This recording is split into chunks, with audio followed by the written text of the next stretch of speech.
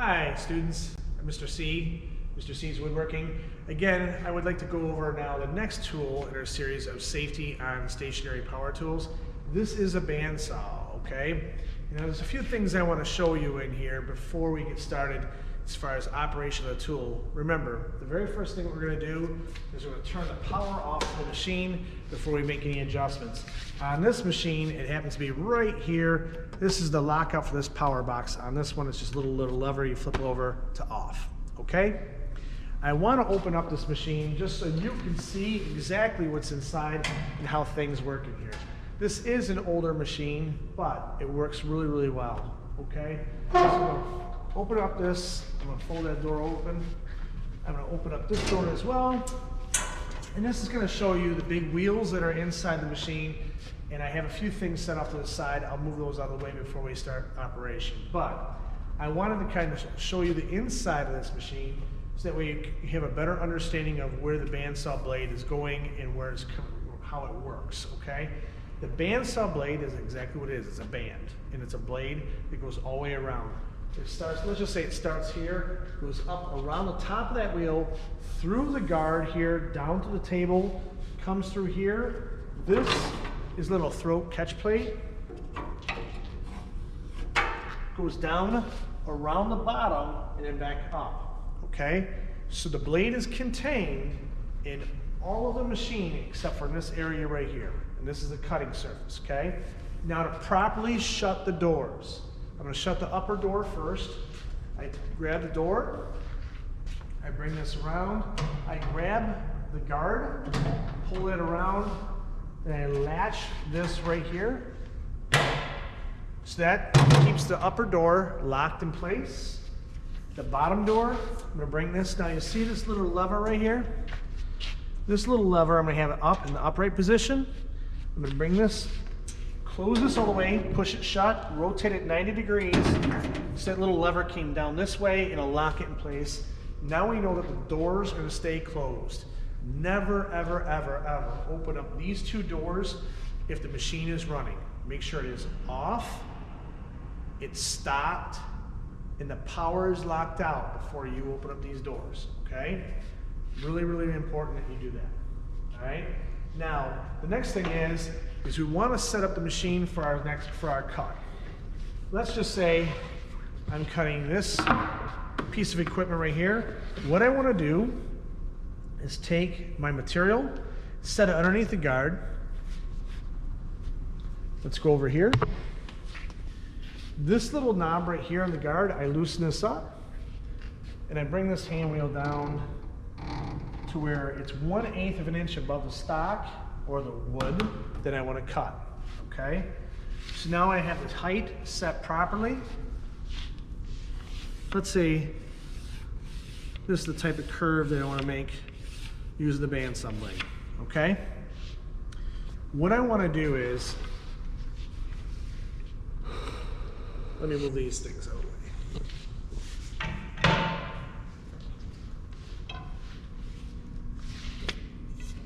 What I want to do is I want to make sure that I always maintain a 4-inch margin for safety.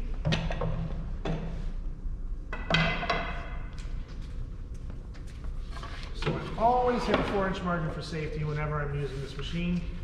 I set the blade 1/8 of an inch above the material. Whenever I'm cutting something, I want to make sure my hands are never behind the blade. They're off to left and right, but they're never behind the blade. You never want to force material into the blade. If you feel that you have to exert yourself or exert some force to get the material into the blade to cut, that's a sign saying that essentially the blade is dull. Don't do that, especially with this machine, because it is, in my opinion, is one of the most dangerous machines to be used in the shop, especially if it has a dull blade.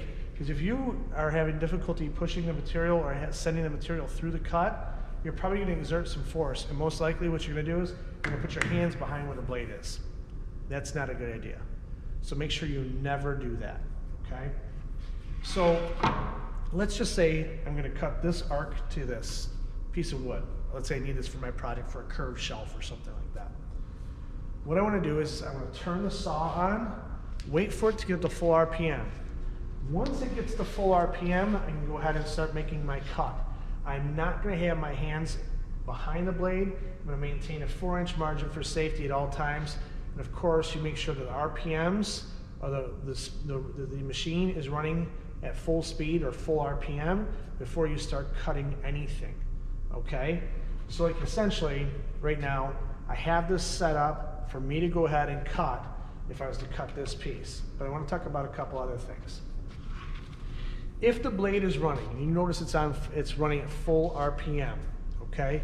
If you hear the blade making a clicking sound, it's at a very even interval, you know that there's probably a crack in the blade. At that point, stop. Turn off the machine, wait here by the machine until the blade comes to a complete stop, lock out the power, come and get me, and we will change out the blade. One thing you don't want to do is just go ahead and say, oh, I only have one cut to make, it'll be okay, and then start cutting that and have the blade break, because this reason. It can be very, very dangerous, and the only place that's really, really bad for anyone to be standing is off to this side.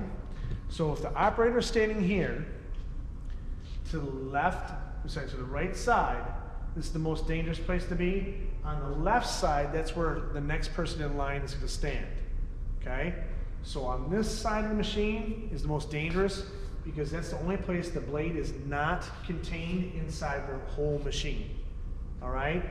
If you happen to have a very long board and you have to cut a series of curves to it, you make sure on the back side of the saw, someone can be there to hold it and support it. They're not guiding it, they're just supporting the material for you. Or you could use a roller stand. We have some of them around the shop where you go ahead and borrow one of those, just set it behind here. But before I was to cut a long piece that's curved, I want to make sure I remove these other two pieces of equipment out of the way, so that way I have room in here and it's not going to be an issue as far as how much space we have, okay? Another thing is cutting the material quickly. You don't want to try and cut material really fast. You'll notice if you're putting the material at an even speed or an even rate of cut, it's usually relatively easy. Try not to move very, very quickly with this machine or any other machine inside the shop. It's just dangerous. All right? I'm going to refer to my notes here real quick. Okay. On the back side, the operator is standing on this machine right here on this side. I have my hands away from the machine as far as 4 inches from the blade set to proper height. I'm going to go ahead and click the machine on. All right. Well, let me also talk about this. I'm going to grab this real fast. If we happen to have small material and you have to cut, let's say an arc. Let's say we had to cut an arc on here as well. Let me move my hand. If I have to cut this arc using a bandsaw, what I would say is grab your material, set it flat on the surface, set one of these clamps on here, lock this clamp down so it's holding the material, and now I can go ahead and make this cut, and I can maintain a 4-inch margin for safety at all times. Any scrap pieces that come off, do not touch those, do not remove those.